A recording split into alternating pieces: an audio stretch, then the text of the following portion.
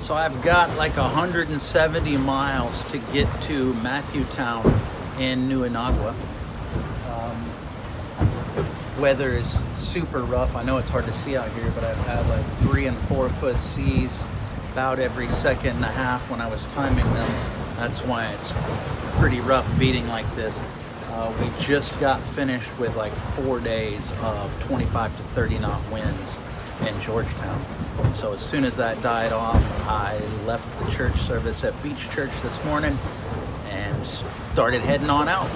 Just wanted to let y'all see this is the cruising life, getting to the destination, you know.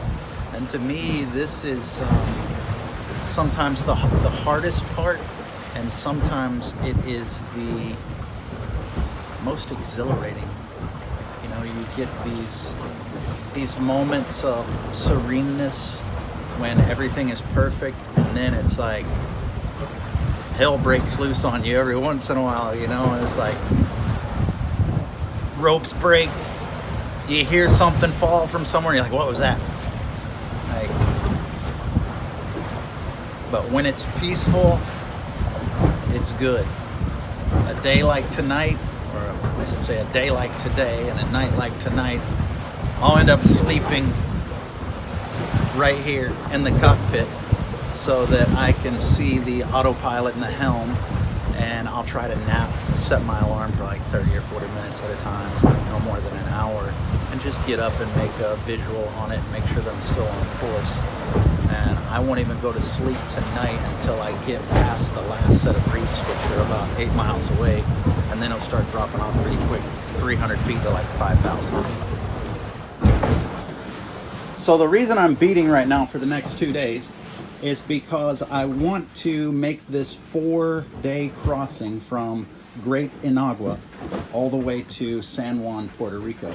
And normally there is a constant east wind that comes through, so it would be blowing right onto the nose. Makes it pretty rough and uncomfortable, just like it is right now, because that's exactly what we have. And so I am making a similar approach getting to Great Inagua.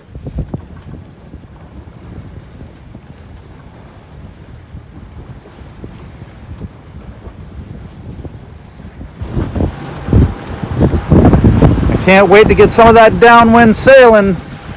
We got 3 more days before it gets here. I've got a day and a half before I get to Matthewtown and Great Inagua.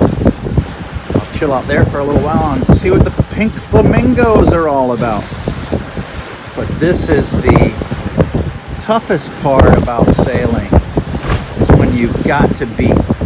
I literally have the starboard motor on right now. Batteries were getting a little low after having everything running all night long, so got it running about 2,000 RPM. Get a little bump up. That's why I'm doing about 4.5 knots right now, getting about an extra knot out of the engines. Currently about 5 to 6 foot seas. As you can see, we're rocking pretty good out here, but it's not terribly uncomfortable. It was pretty bad yesterday and last night. Here's where I sleep when I'm on watch on a crossing at night. I normally get about 30 to 45 minutes sleep at a time. It's pretty bad. Unless it's really comfortable. If it's downwind, I can sleep really good, not have to check too much. But when you're sailing upwind, it's just too many things can go wrong.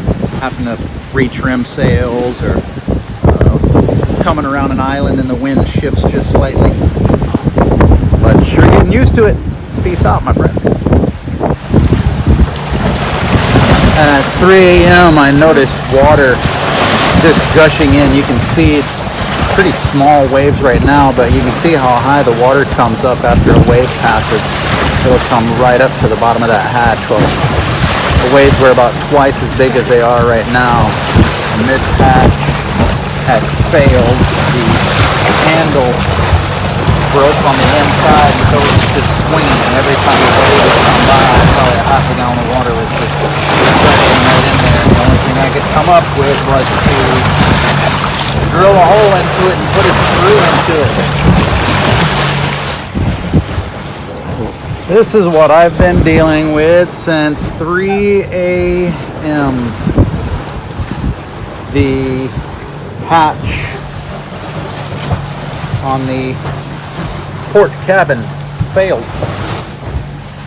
My foul weather gear is drying out. This is my Auburn duffel bag that all of my audio recording gear was in. It's completely soaked. I hand dried all of my cords and microphones as best as I could. But y'all,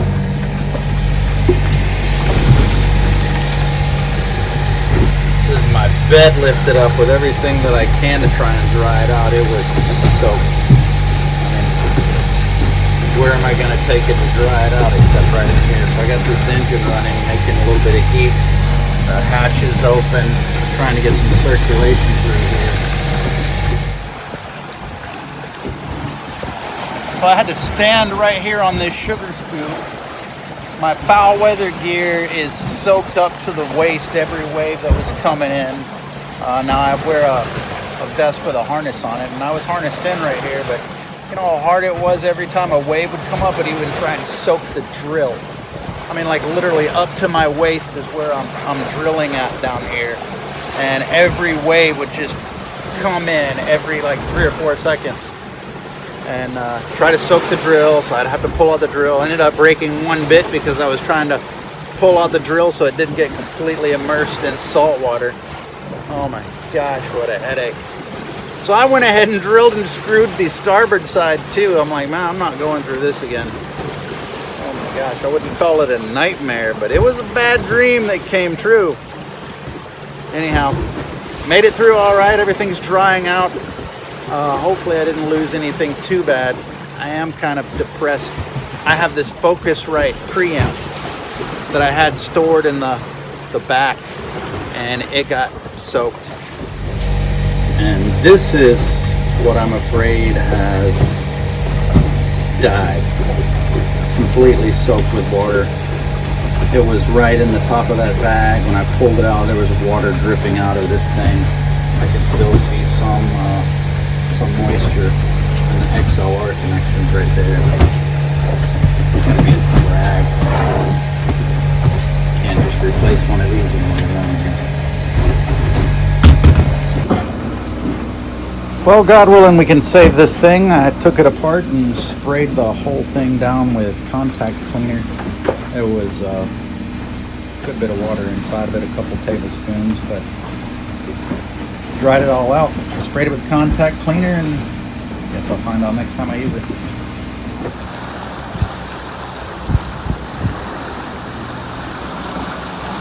What a change from last night.